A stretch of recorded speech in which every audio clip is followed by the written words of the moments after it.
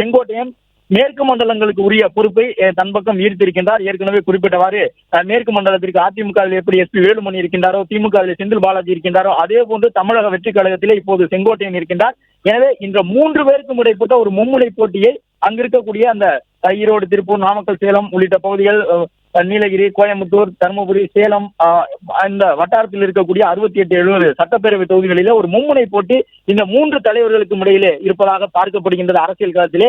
மற்றொரு பக்கம் அந்த உற்சாகத்தோடு பார்க்கின்றோம். விஜய் முதல் நாள் முதல் மாநாட்டை எப்படி விக்கிரவாண்டியில் நடத்திய பொழுது அவருடைய தொண்டர்களுக்கு உற்சாகம் இருந்ததோ அந்த உற்சாகம் சற்றும் குறையாமல் இப்பொழுதும் இருக்கின்றது.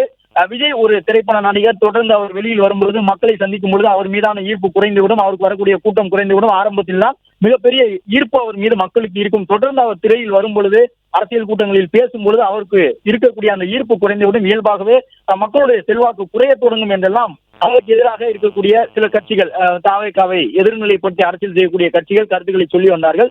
ஆனால் விக்கிரவாண்டி மாநாடு, மதுரை மாநாடு, அதன் தொடர்ச்சியாக திருச்சி, அரியலூர், பெரம்பலூர் உள்ளிட்ட நகரங்கள், திருவாரூர், நாகப்பட்டினம் உள்ளிட்ட இடங்களில் எல்லாம் விஜய் தொடர்ந்து கிட்டத்தட்ட 15 இடங்களிலே பிரச்சாரங்களில் அவர் பங்கேற்று இருக்கக்கூடிய சூழ்நிலையிலும் தொடர்ந்து அவர் மக்களை சந்திக்க அவருக்கு வரக்கூடிய தொண்டர்களின் எண்ணிக்கை சற்றும் குறையவில்லை. அதே உற்சாகத்தோடு தான் வருகின்றார்கள் என்பதை பார்க்கக்கூடிய ஒன்றாக இருக்கின்றது. அது மட்டுமல்ல, நிறைய இளம்பெண்கள் இருக்கின்றார்கள். தமிழக வெற்றி கழகத்தினரை பொறுத்தவரை அவர்கள் ஒரு வகையில் உற்சாகத்தோடு காணப்படுகின்றார்கள். அவர்களை வரக்கூடிய வழியில் எல்லாம் நிறைய தொண்டர்கள், இளைஞர்கள் நின்று விஜய்க்கு ஆர்வத்தோடு வரவேற்பு வழங்கக்கூடிய அந்த காட்சியை காணுகின்றோம். சாலையின் ஓரத்திலே வணிக வளாகங்கள் வைத்திருக்கக்கூடியவர்கள் கூட கடைகளில் இருந்து வெளியில் வந்து நின்று விஜய் செல்லக்கூடிய அந்த காட்சியை காணுகின்றார்கள். ஒரு சில சரக்கு வாகனங்களில் செல்லக்கூடிய ஓட்டுநர்களும் விஜயனுடைய வாகனம் கடக்கின்றது என்பதை பார்த்தவுடன் அந்த வாகனத்தை பார்த்து உற்சாகத்தோடு கையசைத்தார்கள். விஜயும் பதிலுக்கு தன்னுடைய கண்ணாடியை இறக்கி அந்த சரக்கு வாகன ஓட்டுநர்களை பார்த்து கையசைத்து விட்டு தொடர்ந்து ரேஞ்ச் ரோவர் காரிலே செல்லக்கூடிய அந்த காட்சிகளையும் பார்க்க முடிகின்றது. ஏற்கனவே குறிப்பிட்டவாறு இவ்வாறு இந்த மேற்கு மண்டலத்தில் இருக்கக்கூடிய 10 மாவட்டங்களிலே செங்கோட்டையின் மூலமாக தன்னுடைய வாக்குகளை பெருக்கிக் கொள்வதற்கான ஒரு வாய்ப்பு விஜய்க்கு அமைந்திருப்பதாக பார்க்கப்படுகின்றது. விஜய் தொடர்ந்து அந்த பகுதியிலே தேர்தல் பரப்புரையிலே ஈடுபட இருக்கின்றார். சேலம் உள்ளிட்ட நகரங்களுக்கெல்லாம் விஜய் அடுத்தடுத்து செல்ல இருக்கின்றார். எனவே இன்று விஜயினுடைய இந்த தேர்தல் பரப்புரை கூட்டத்தில் பெரிய அளவில் அரசியல் ரீதியிலான எதிர்பார்ப்பு என்பது இதுவரை அதிமுக மீதான விமர்சனங்களை விஜய் சற்று குறைவாகத்தான் வைத்துக் கொண்டிருந்தார். அதிமுகவை பெரிய அளவில் விமர்சிக்கவில்லை, திமுகவை விமர்சிக்கக்கூடிய அளவிற்கு அதிமுகவை விஜய் விமர்சிக்கவில்லை என்கின்ற ஒரு கருத்தை தொடர்ந்து சொல்லி வந்தார்கள். அதிமுகவினுடைய இதய பகுதியாக இருக்கக்கூடிய, அதிமுகவினுடைய வாக்குச்செறிவு அதிகம் நிறைந்திருக்கக்கூடிய பகுதி, ஆளுங்கட்சியாக இருந்தாலோ எதிர்கட்சியாக இருந்தாலோ எப்படி இருந்தாலும் கொங்கு மண்டலத்தில் இருக்கக்கூடிய அந்த 68 தொகுதிகளில் 45 தொகுதிகளுக்கு குறைவில்லாமல் வெற்றியை தன் பக்கம் மட்டுமே வைத்திருக்கக்கூடிய அதிமுகவின் வாக்குச்செறிவு நிறைந்த பகுதியில் விஜய் பேசுகின்றார். எனவே அதிமுகவிற்கு எதிரான விமர்சனங்களை விஜய் முன்வைப்பதற்கான வாய்ப்பு இருக்கின்றது.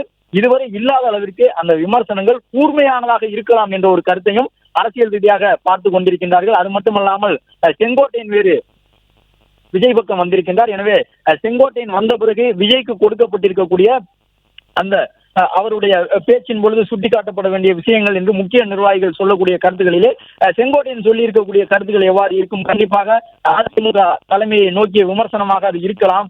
அதிமுக வாக்குகள் அதிகம் இருக்கக்கூடிய பகுதி, செங்கோட்டையின் தாவேகா பக்கம் சென்றிருப்பதால் அதிமுக விமர்சிக்க வேண்டிய தேவை விஜய்க்கு இருக்கலாம் என்று சொல்லப்படுகின்றது. அதன் காரணமாக திமுகவிற்கு நிகராகவோ அல்லது திமுகவிற்கு அடுத்த அளவிலோ விமர்சனங்களை அதிமுக மீது விஜய் முன்வைப்பாரா என்ற ஒரு கேள்வி இருக்கின்றது. அதே நேரம் அந்த பகுதியை பார்க்கின்றோம், நிறைய மக்கள் நின்று விஜய்க்கு வரவேற்பு வழங்கக்கூடிய காட்சிகளை காணுகின்றோம். மற்றொரு பக்கத்திலே விஜயினுடைய பொதுக்கூட்டம் நடைபெறக்கூடிய இடத்தை 60 பகுதிகளாக காவல்துறையினர் பிரித்து வைத்திருக்கின்றார்கள். 60 பகுதியும் கிட்டத்தட்ட நிரம்பிவிட்டது என்பதை பார்க்கின்றோம். இதற்கு உள்ளாக 20% பகுதியை இடைவெளி விட்டு வைக்க வேண்டும் என்று அறிவுறுத்தப்பட்டிருக்கின்றது காவல்துறை சார்பிலே. அப்போதுதான் மருத்துவ குழுவினரோ காவல்துறையினரோ முக்கிய நிர்வாகிகளோ தொண்டர்களை ஏதேனும் ஒரு தேவை நிமித்தமாக சென்று சந்திக்க வேண்டும் என்றால் எளிதாக உள்ளே செல்ல முடியும் என்ற சூழ்நிலையில் தான் 20% இடங்களை வெற்றிடமாக வைத்திருக்க வேண்டும் என்று அறிவுறுத்தப்பட்டிருக்கின்றது. அதன்படி 60 பகுதிகளிலே கிட்டத்தட்ட ஒரு 50 இடங்கள் வரை நிரம்பி இருக்கின்றன.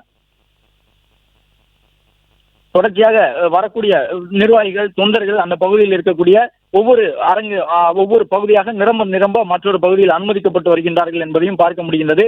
கோவையிலிருந்து கார் மூலமாக விஜய் வந்து கொண்டிருக்கின்றார். கிட்டத்தட்ட 35,000 பேர் திரளுவார்கள் என்று தமிழக வெற்றி கழகத்தின் சார்பில் சொல்லியிருந்தார்கள். வரக்கூடிய தொண்டர்களுக்கு ஒவ்வொரு பகுதியிலும் தண்ணீர் தொட்டிகள் வைக்கப்பட்டிருக்கின்றன, குடி தண்ணீர் வழங்கப்படுகின்றது, குடையோடு வர வேண்டும் என்று அறிவுறுத்தப்பட்டிருந்தார்கள். ஒரு சில பெண்கள் வரும்பொழுது குடையோடு வந்திருந்ததை பார்க்க முடிந்தது. காவல்துறை கடுமையான கட்டுப்பாடுகள், நிபந்தனைகளை வரக்கூடிய தொண்டர்களின் நலன் கருதி விதித்திருக்கின்றார்கள். அவை எல்லாம் செயல்படுத்தப்படுகின்றன என்பதை காவல்துறையினருடைய அந்த காவல்துறை உயரதிகாரிகள் மூலமாக தொடர்ந்து கண்காணிக்கப்பட்டு வருகின்றது.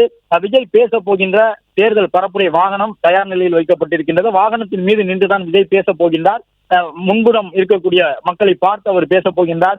அதே நேரம் கிட்டத்தட்ட ஒரு 50 அடி தூரத்திற்கு பின்னால் இருக்கக்கூடியவர்களுக்கு தெரிய வேண்டும் என்பதற்காக தனியாக LED திரைகளும் கூட அமைக்கப்பட்டிருக்கின்றன. வழக்கமாக விஜய் புதுச்சேரியிலும் காஞ்சிபுரத்திலும் பேசும்பொழுது சுருக்கமாக பேசி தன்னுடைய கருத்துக்களை சொல்லியிருந்தார்.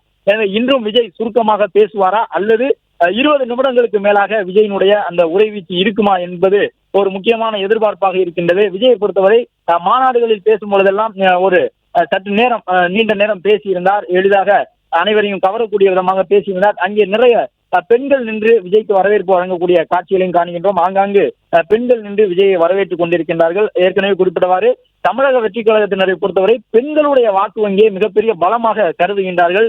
தாவேக்காவினுடைய தலைமையில் இருக்கக்கூடிய நிர்வாகிகள் கூட சொல்லக்கூடிய கருத்து என்பது, எந்த குடும்பத்திலெல்லாம் பெண்கள் இருக்கின்றார்களோ அந்த குடும்பத்திலெல்லாம் குறைந்தபட்சம் எங்கள் கட்சிக்கு ஒரு வாக்கு இருக்கின்றது என்று உறுதிபட அவர்கள் நம்புகின்றார்கள். தமிழகத்திலே 2,30,00,000 ரேஷன் அட்டைகள் இருக்கின்றன, குடும்ப அட்டைகள் இருக்கின்றன. அந்த அடிப்படையில் அவர்கள் அதையெல்லாம் அடிப்படையாக வைத்து தங்களுடைய வாக்குகள் தொடர்பான கணக்கீடுகளை செய்து கொண்டிருக்கின்றார்கள். பெண்கள் இருக்கக்கூடிய ஒவ்வொரு குடும்பத்திலும் குறைந்தபட்சம் விஜயனுடைய தமிழக வெற்றி கழகத்திற்கு ஒரு வாக்கு இருக்கின்றது என்பது அவர்களுடைய அசைக்க முடியாத நம்பிக்கையாக இருக்கின்றது. அதே நேரம் விஜய்க்கென வரக்கூடிய கூட்டத்தை பார்க்கும் பொழுதே ஓரளவு அவர்களுடைய அனுமானம் என்பது தவறாக இருக்காது என்பதை புரிந்து கொள்ள முடிகின்றது. நிறைய பெண்கள் வருகின்றார்கள், இளம் பெண்கள் வருகின்றார்கள். விஜயை பார்ப்பதற்காக வரக்கூடிய கூட்டமாக மட்டுமல்லாமல் விஜயனுடைய அரசியல் வருகையை ஏற்றுக்கொண்டவர்களாக, விஜய் பேசக்கூடிய அரசியலை ஏற்றுக்கொண்டவர்களாக அவர்கள் இருக்கின்றார்கள். இது மட்டுமல்லாமல் சற்று 40 வயதுக்கு மேற்பட்டவர்களை பார்க்கும் பொழுது அவர்கள் ஏன் தமிழக வெற்றி கழகம் நடத்தக்கூடிய இந்த கூட்டத்திற்கு வருகின்றார்கள் எனும் பொழுது மாற்றத்தை விரும்பக்கூடியவர்களாக தங்களை அடையாளப்படுத்திக் கொள்ளக்கூடிய மக்கள் நிறைய பேர் விஜயை ஆதரிக்கின்றார்கள். மாற்றி மாற்றி 2 கட்சிகளுக்கு இடையிலே வாக்குகளை செலுத்திக் கொண்டிருந்தவர்கள் ஒரு மாற்றமாக தற்பொழுது தமிழக வெற்றி கழகம் விஜய் வருவார் என்கின்ற நம்பிக்கையோடு இருக்கின்றார்கள். எனவே விஜய்க்கு இருக்கக்கூடிய பலம் என்பது தேர்தல் வியூக வகுப்பாளர்கள் நிறைய பேர் விஜய் பக்கம் இருக்கின்றார்கள். கடந்த ஆட்சி மாற்றத்தின் பொழுதெல்லாம் தேர்தல் வியூக வகுப்பாளர்களுடைய பங்கு தமிழ்நாட்டிலே மிக முக்கியமான ஒரு பங்களிப்பை செய்திருந்ததாக பார்க்கப்பட்டது. எனவே விஜயும் அது போன்ற தேர்தல் யுக்திகளை வகுத்துக் கொடுக்கக்கூடியவர்களை தன் பக்கம் வைத்திருக்கின்றார். அவர்கள் ஒவ்வொரு மாவட்டத்திற்கும் ஒவ்வொரு மண்டலத்திற்கும் எப்படியான அரசியலை முன்னெடுக்க வேண்டும், எந்த கருத்துக்களை பேச வேண்டும் என்பது தொடர்பாக விஜய்க்கு தொடர்ந்து அறிவுறுத்தல் வழங்கி வருகின்றார்கள். அதன் அடிப்படையில் தான் பெண்களுடைய வாக்கு வங்கியை விஜய் மிகப்பெரிய அளவில் நம்புகின்றார். விஜயனுடைய அறிக்கைகளிலே சட்டம் ஒழுங்கு சார்ந்தவர் அறிக்கை கொடுக்கும் பொழுதெல்லாம் பெண்களுடைய பாதுகாப்பை மையப்படுத்தி பெண்கள் தொடர்பான கருத்துக்களை எல்லாம் சொல்லி வருகின்றார். பிளே ஸ்டோர் மற்றும் ஆப் ஸ்டோரில் இருந்து பாலிமர் செயலியை QR கோடு மூலம் பதிவிறக்கம் செய்யுங்கள். செய்திகளை உடனுக்குடன் பெறுங்கள்.